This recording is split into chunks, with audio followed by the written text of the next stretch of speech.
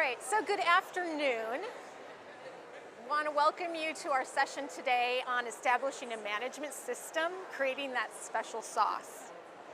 And as introductions, my name is Wendy Courthouse Smith. I'm the Executive Director at Virginia Mason Institute, and I'll share a little bit more about Virginia Mason Institute in a bit.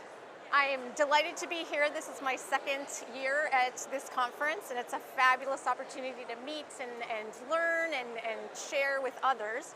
I'm equally delighted to be co-presenting with an esteemed client partner and a stellar colleague, Adam Sewell-Jones. Adam? Thanks, Wendy. Yeah, I'm Adam Sewell-Jones. I'm the Chief Exec at Eastern North Hearts. But I guess my thoughts today are really with three lenses. Someone who led improvement in a trust. I was the National Executive Director for Improvement at NHS Impact and led a number of initiatives, including the partnership with Virginia Mason.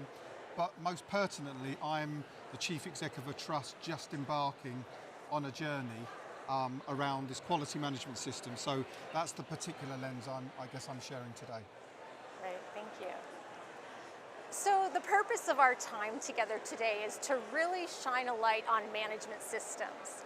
And so we want to think about the NHS approach to improvement, NHS Impact. And as you all are aware, there's the components around a shared purpose and vision. There's the piece around people and culture, the leadership behaviors, and that building capabilities and capacity. And this really important piece around embedding a quality management system. And so today we want to spend a little bit more time on why a management system, what a management system is, and how to get started or accelerate your journey in that space. And we believe that a quality management system is that wrapper. It's that integrator for all four of these additional pieces. It's kind of like that interstitial tissue that connects all the pieces and holds them together with that common language, the common methodology, and the way that you can move your work forward. So fast forward thinking about strategic alignment and where everyone understands and aligns to those goals. It's around illuminating the ideas from your employees and the engagement of those employees. It's also around removing that waste across the system or that unnecessary variation. And it's really around that learning culture. And so thinking about how do we create learning cultures through this process. A bit about us, our Virginia Mason, if you're not familiar with it, has been on this journey of creating this recipe for over 20 years. It was about 2000 when we went out and said, we need a management system. We were in the red financially and had a lot of challenges similar to organizations today. And looked at healthcare across the globe for a management system, looked at industries and other sectors. Ironically, down the street, we have a company called the Boeing Company, and they're an aerospace group.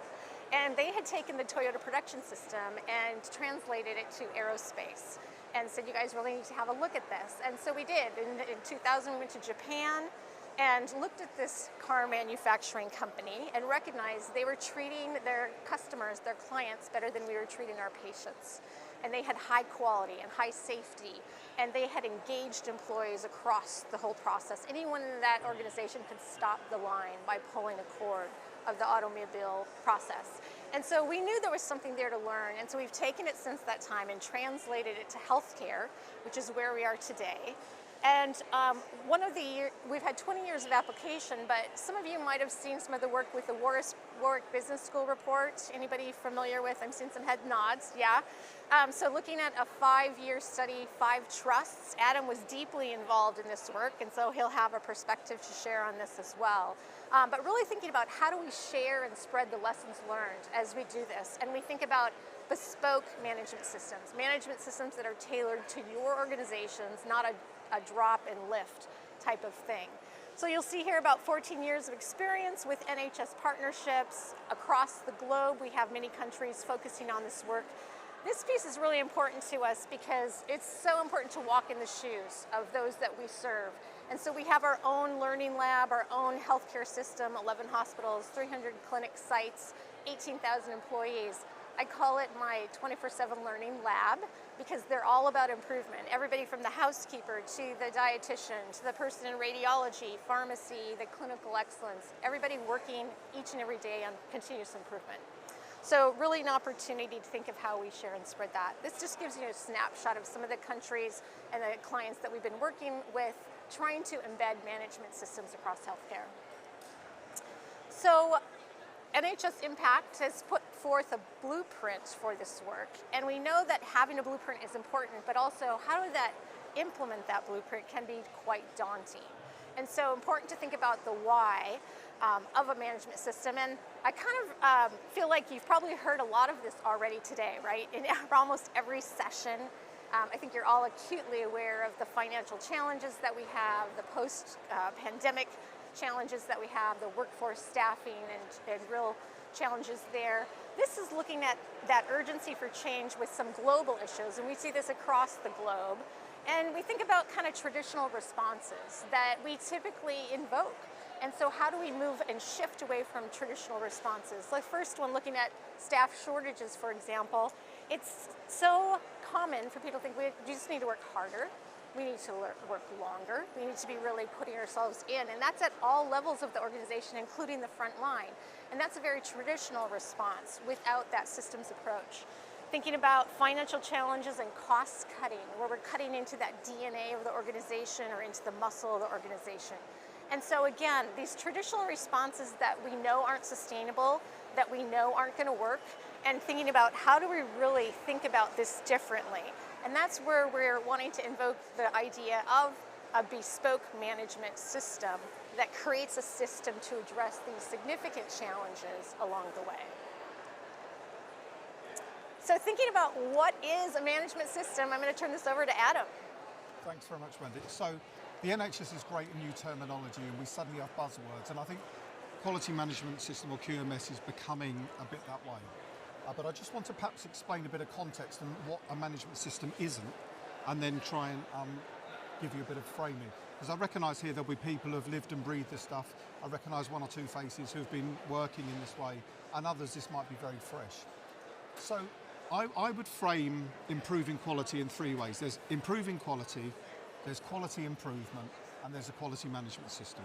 And we've been doing improving quality for years. So things like GIRFT, things like the ESIS team that I used to work with, things like putting more focus, things like performance management. These have had success in improving quality. NICE, various other things we can point to real successes. But it's a whole range of things, and it's very different to quality improvement. And when we talk about quality improvement, we mean a scientific method. And lots of people in the NHS will now talk about PDSA, and they've heard of it, they mention it. If you push a little bit harder, is it just no, everyone's lost it. Well, we'll get that back. I've got your full attention, that's great. So people will talk about PDSA, but when you push a bit harder, they don't necessarily know what it is. But it should be very comfortable in the NHS because it's a scientific method. We've got a problem, we have a hypothesis, we test it, we check the results, and then we go and iterate. That's how some of the big breakthroughs in science came about. We do that well in the NHS, and over the last 20, 30 years, more and more quality improvement has taken place. But if your organisation is anything like mine, what you find is that on Ward 7, they've got a great little project to reduce pressure ulcers. Or in the renal team, they've done a project that means that we can get transport to work better. Or on the ITU, we've managed to stop losing people's valuables. All really important. But when we talk about a quality management system, it's really systematising that work at scale and with a whole wraparound. And I'll come back to that point. For anyone that's really interested in understanding more, I would point you beyond the framing that we'll hopefully get back on the screen in a minute. Two other framings. So Duran trilogy is something that some of you may be aware of. Joseph Duran was one of the kind of leading exponents of quality improvement many years ago. And he came up with a trilogy. I'm not going to talk about it now, but feel free to Google it and you'll find lots of information. And most of you look too young, but some of you will remember when we got a bit of a fascination about ISO 9001 and total quality management. If you look at the components of ISO 9001, you actually get a pretty good description of what we're trying to do. But what this does is lift it away from some poor team in an office filling up files like that with all the policies to actually living and breathing quality management. So I'm now going to talk without any safety net here. What we're talking about, we're coming back. We're coming back. There are kind of 5 key domains to this. that we'd recommend you consider. The first is about strategic alignment. And many of you will have heard the story about NASA when the president went and spoke to a janitor and asked what he was doing and said, I'm putting a man on the moon. How many of our catering staff or our receptionists would say, I'm delivering high quality, excellent care? Not enough. And I think the first bit is around making sure we've got a real sense of alignment. The second bit is really taking this idea of quality improvement and not doing it as a project on a ward, but every day it's everyone's business, and really encouraging that sense of getting on and trying stuff. The third bit, and this is very much in Duran, where they talk about quality control. And I remember having a conversation with Don Berwick, who many of you will know or know of, a while ago, and he said the problem with the NHS, we focus on quality assurance. So the CQC come in and tell you, how you're doing, or the ICS or the region want to look at your outputs. Quality control is in the moment. It's making sure that when you get a warning sign in your data or in your staff speaking up, you make changes. And we need to make that shift towards quality in the moment rather than quality assurance when you get a visit from someone. The beauty of this approach is that when colleagues in NHS England come up with a new initiative, and when I was working at NHSI, we had Red to Green and Fit to Sit and various other things that were good in themselves, but the risk is they seem just like a new thing that you have to do. The beauty of a quality management system is when people with good intent bring in a new principle like that, or you get a global pandemic, or you're looking at the challenge of health inequalities, you have a method that you can just apply to that problem, and frankly, whatever the problem comes in, you've got a go-to, whereas at the moment, we tend to react as we go along. And the last thing, and it is really important, is having this sense of ongoing quality improvement using that scientific method. But two things I would say. One is, you'll notice along the top, there are 5 boxes, and it's kind of by chance, but I would argue that 20% of this work is being really good at quality improvement. 80% is making sure you've got a culture in the organisation that allows that to flourish. So on the next slide, we can see the NHS England view. I'm not a spokesman for NHSE anymore, but what they recognise, although lots of people do quality improvement, probably 1 in 20 organisations describe a quality management system.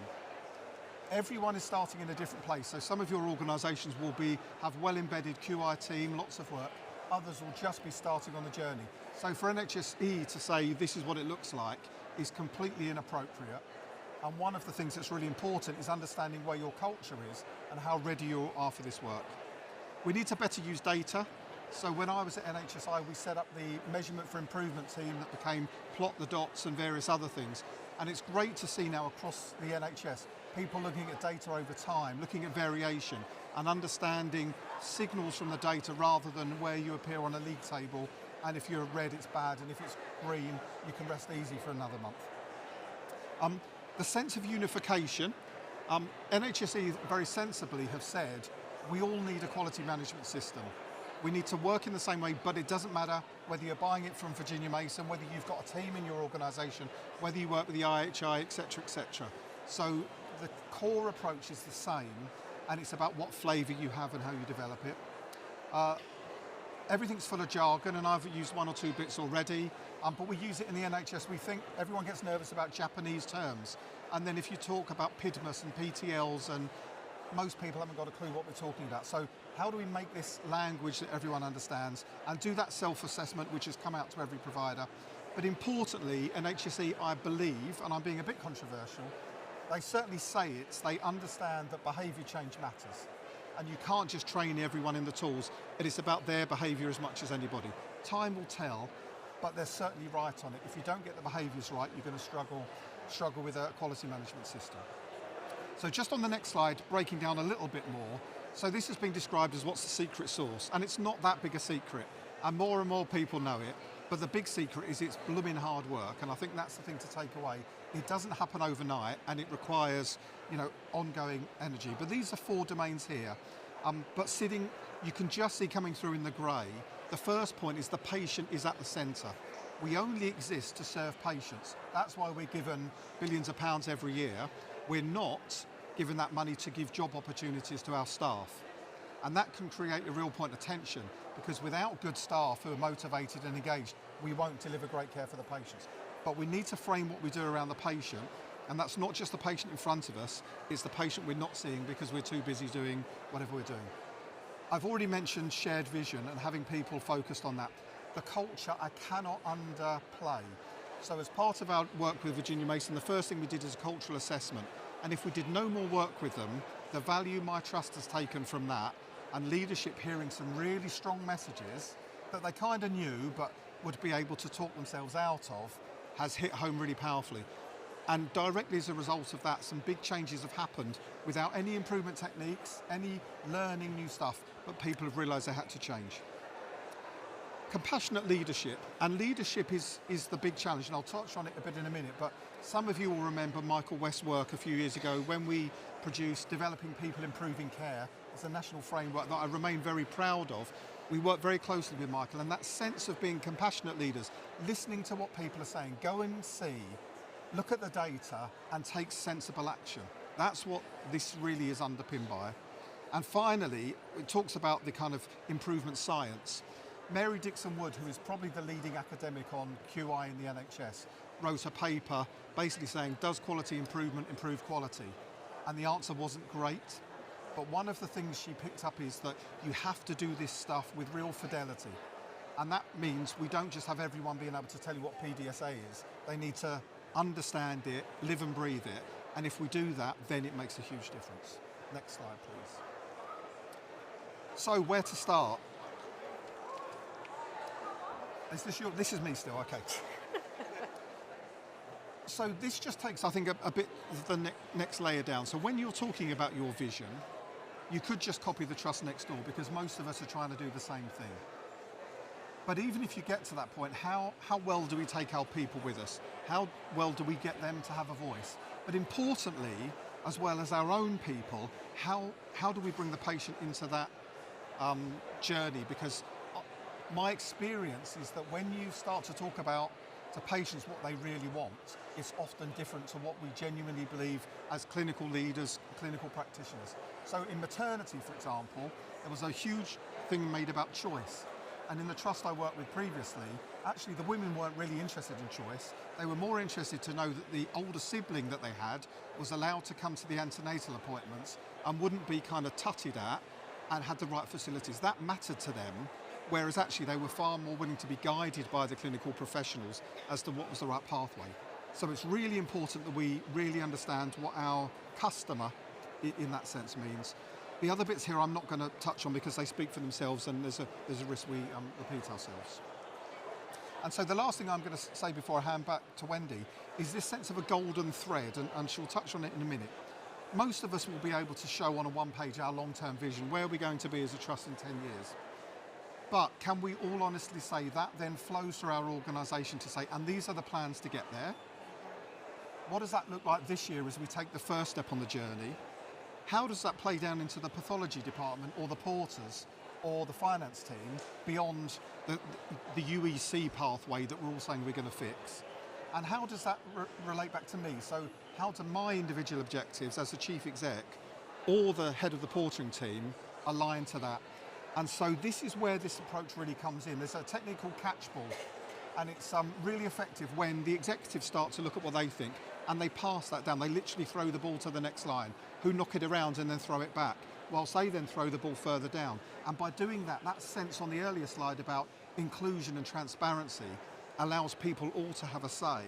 And then when they are setting their objectives in the portering team, they get a real sense of where that's come from and why they're contributing to the overall effort.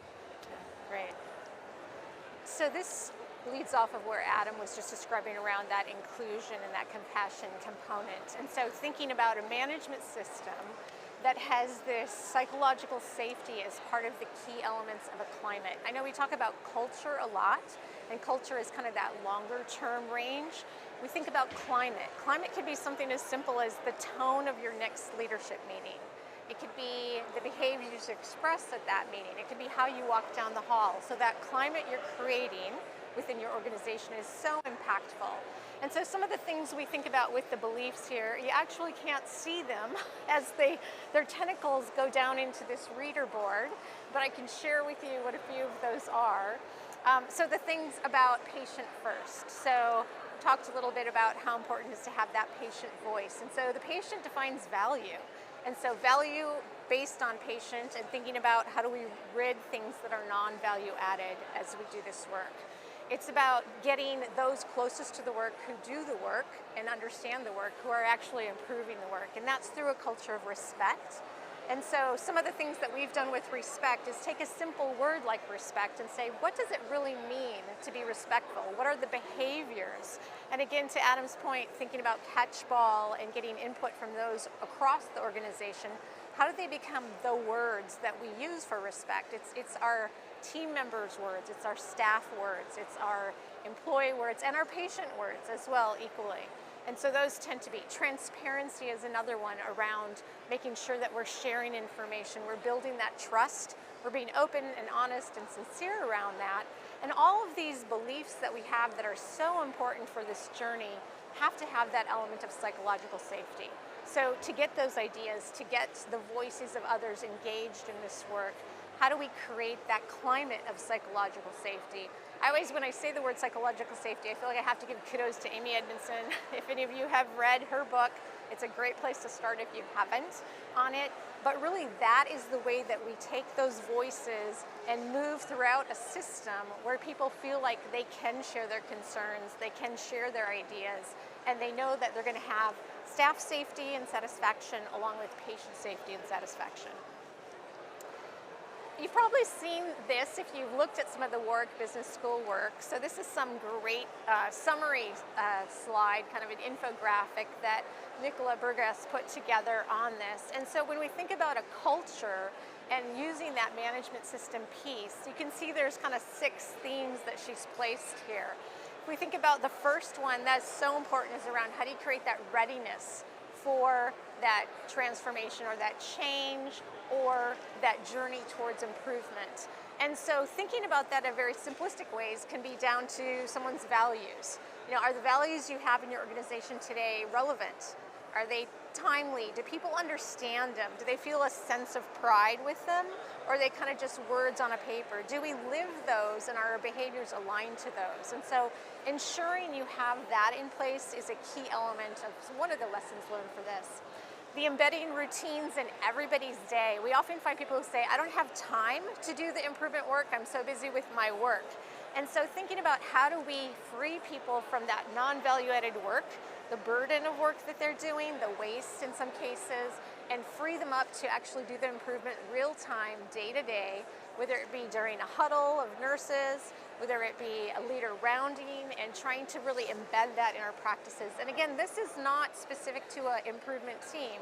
This is everyone from board leadership, it's the clinical, it's the primary care, it's the mental health, it's the nursing, it's the housekeeping, it's the facilities, everybody doing this kind of work and being your quality inspectors and your safety inspectors. Adam's going to talk a little bit more about leadership lighting the way, and that is a key element, of course, of this, taking that management system and bringing it to life. And so he's going to share some information about the important roles and behaviors around leaders. And then relationships was really interesting in the study. They found those social connections that were organic. And so that share and spread notion is so powerful and a multiplier. So how do you get information to people and then let them run with it and share and spread it across your organization? Holding people accountable for behaviors, I think about this as respect, and it's respectful to be accountable. It's respectful to hold people accountable. It's part of that give and gets, that agreement that we make. And so a key piece around modeling the behaviors. And then Adam talked about that rule of the golden thread, that not all improvement is aligned necessarily to priority work, right? So thinking about how do you make that connection, that alignment to the most important work that we could be doing, and ensuring that this all becomes part of that day-to-day occurrence around management systems. So just picking up a couple of slides on leadership, because this is really important. It's important because this is a leadership audience here. But I think it's the fundamental thing as part of this process that we need. I I was lucky enough as part of the partnership with the Virginia Mason to every month meet with the 5 chief executives. And we went through what they've been doing during the month, etc. Now, they were 5 alpha males when we started. They were typical NHS leaders. And so the first one would say, at Barkinghaven and Redbridge, this is what we've done this month, and we've seen some improvement. And then we'd go around the table, and by the time we got to the last one, Surrey and Sussex, I'm using that as an example, they were solving world hunger because they had to improve on the trust before to say, yeah, let's... But it was really fascinating to see that's the way as NHS leaders we were. We had to tell a good story up the line because we didn't want people to kind of pick on us or send people in. Probably a year into the process it took, all of a sudden that really changed. And people were saying, we've been really grappling with this problem and we're struggling. Any ideas? And you just saw that sense of people wanting to learn from each other and a real humility that realised we have to ask for help. And I think we've got on this framing here some of the shift. I'm not sure it was always enlightened command and control. I think our traditional approach has often been unenlightened command and control. But some of these things you can just see, we require you to do this. We're going to get into the detail because we don't trust you. So we want to make sure that everything we monitor. And going through these other things, and we led through our job title. So the chief exec has said, so it happened. Whereas it should be, actually, if Adam's asked about this, it probably means there's a really important reason it needs to be so. And then you look at those behaviours on the other side to inspire people for better. The beauty we have in the health service is that everyone's in it for a really good reason. We're not selling baked beans. So we should be able to inspire people to push for better. And on the next slide, I'm just going to bring out a few of those points that really is the summary of this shift required. So we need to think as a system, and that doesn't mean in our ICS worldview, it means that everything we do is interconnected. If something happens in theatres, there's a consequence down the pathway. If we get the letter wrong going out, it could mean that the GP doesn't then pick up the right information. As leaders, we have to stop managing people and coaching people. The skills and the long life of this success is about coaching people to be able to work themselves rather than us come up with the solutions. That plays into this framing. So most senior leaders have got to where they are because they solve problems well. The better you are at solving problems, the higher you go. But the truth is, I've never done a night shift in ED as a junior doctor. So I don't know what happens at 2 o'clock in the morning. They do. And they're also doing it when it's their first rotation. That feels very different to being the chief exec. So why wouldn't we allow them to come up with the solutions and I need to frame the problem that we've got for them? And that's difficult when you're used to solving problems. We're getting better, but this sense of going and seeing, how often do we make decisions from the boardroom and say, can you go and fix that issue? Rather than spending time alongside people, seeing what's happening and working through the problems. We need to have the humility to say, and why I frame this is I'm a chief exec just starting this journey in a trust. It's far more exciting doing it than it was working at the national level, however much I enjoyed that, because this really matters. But I'm having to learn all over again what it's like to do this, and that's so refreshing. And seeing my exec colleagues in meetings now, just asking each other questions, wanting to learn more. And finally, standard work. And someone on Twitter earlier on responded to an advert about this session saying, will they talk about standard work? And it is a fundamental part of what we need to do. We need to know that if we're going in for an operation, all of our orthopaedic surgeons are doing things the same, and they're doing it as good practice. But that also applies for us as leaders. What does being a good leader look like? How do you run a meeting? What's the rhythm of your week so that everyone knows what good looks like? And if the chief exec isn't there, someone else does it in the same way. But that's a real challenge when you're used to being free and easy, doing the way you want to do it. So very different approach to leadership. Okay, so we have a couple slides we're just going to go very quickly through, and then we want to see if there are questions from the audience, and we'll be around after as well. So thinking about creating this improvement capability and capacity for this work, if you look at this, this is one of our frameworks of a house model. It depicts kind of the key elements of a management system. And so you think about at the very bottom, which is where many people think about the tools and the methods, right? It's foundational, but it's right here. It's about principles, tools, and methods. And then what we call world-class management, which is how do you take your organization and align it from strategy, so strategic alignment, that golden thread from top to bottom, across the organization, looking at If there are siloed departments or divisions, how do you connect those and make sure they're looking at it from a patient perspective? And then the third element is that daily management, what happens on that day-to-day basis, and making sure that that's evolved. We have two pillars on each side, equally important. One is the continuous improvement, which is around that evidence-based reliability, trying to get the quality and effectiveness in place. Equally important is that inclusion and safe and respectful environments there, where we engage our team members, engage our staff, and our patients, getting their voice in the system and involved in the work that we're doing. And then in the center of this is kind of the heart of the house, and that's the flows of the physicians, the patients, the nurses, all of the players that need to come together for this work to happen. And pulling this together, we call it our Virginia Mason production system. Adam's going to call his something quite different. Others call theirs their own names and make it their own. So this is based on the different key areas, but it's all about trying to create that systems perspective.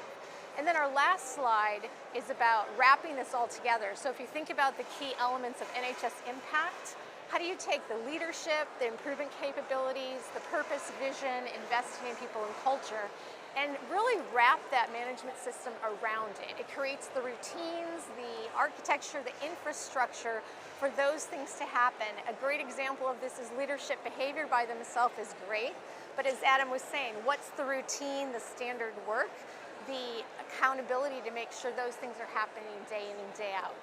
So we're going to pause there and see if we have any questions from the audience. And we have someone with a microphone in the back. Thank you. We have a question in the front, of course.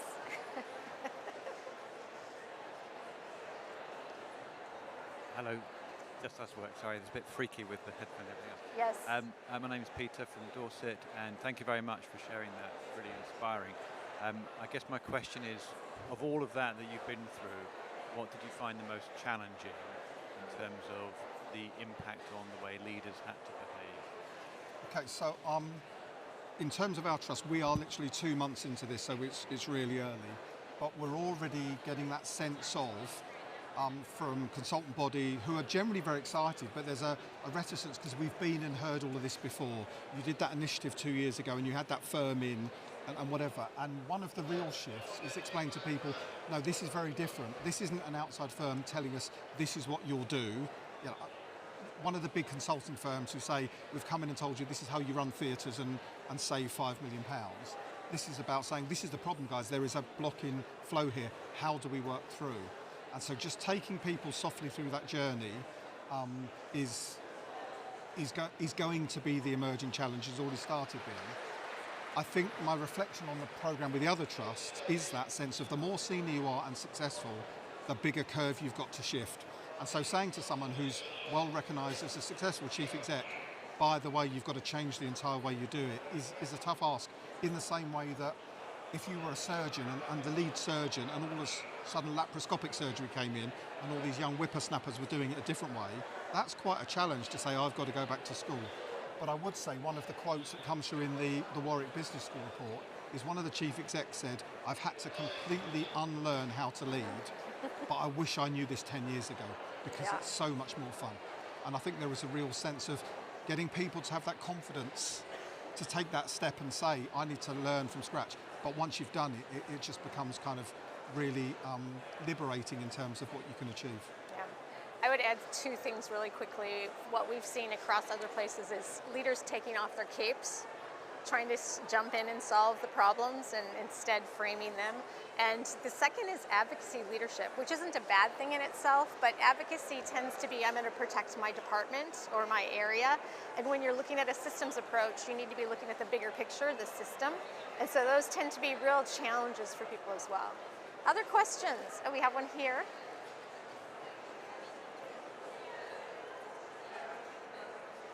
Thank you, Adam. What work have you specifically done with your board to make the whole thing readiness? Okay. So look, I've been really blessed because I was appointed on the back of doing this. So my pitch in my interview was, we'll need to bring in a quality management system. Really clear that although I've worked with VM, I've worked with other firms, and I wasn't wedded to working with VM, but they knew if they appointed me, this is what we were going to do, and I asked them in the process, will I have your back? Because will you have my back? The afternoon plenary sessions are starting in 10 minutes. Please make your way to the auditorium now. So I think a lesson from Virginia Mason was when they tell their story, a year, 18 months in, it was a bit rocky. And it was the people from Boeing and Microsoft and others on the board saying, this is the right thing to do, stick with it. So I wanted to make sure the board were all signed up. It didn't mean they were all experts, but I need to make sure they had my back and say, stick with it, and it's a long-term commitment. So I think that was important. And actually, whether it's VM or when other programs, the vital signs programs that were mentioned this morning, and I led from NHS, we sat down with a whites of the eyes conversation, say, are you really up for this? Because if you've not got the commitment, VM I think would refuse to work with people. Certainly we didn't select trust to do it. But we've not got into the rocky territory yet. So it will in part be about personal leadership to make sure they don't start to get too nervy when we've not fixed the problem overnight. But I think the key is to take them with you on your journey, include them, get them on the shop floor when you're doing improvement work so they can see with their own eyes. Because for them it's going to be a new way of working as well. So that's what it's good. Okay. Any last question before we disband? Oh, I see one here. Okay. Hi there, Mike Hearn. I'm a GP actually, so I'm interested about how we integrate some of these things. You don't often get these opportunities in a community perspective.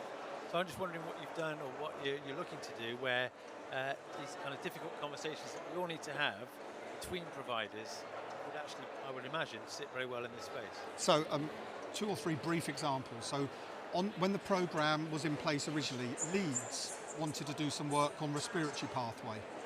But the way the contract was set up back then was that you had to be a member of staff to learn and be involved.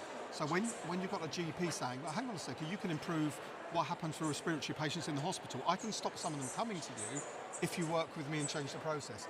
So there was a pull there that had to be worked through. But I was lucky enough to take my team to Seattle 3 or 4 weeks ago. And it was amazing because the light bulb moments I saw around my team. And the big change there is in primary care. And they've turned primary care on its head.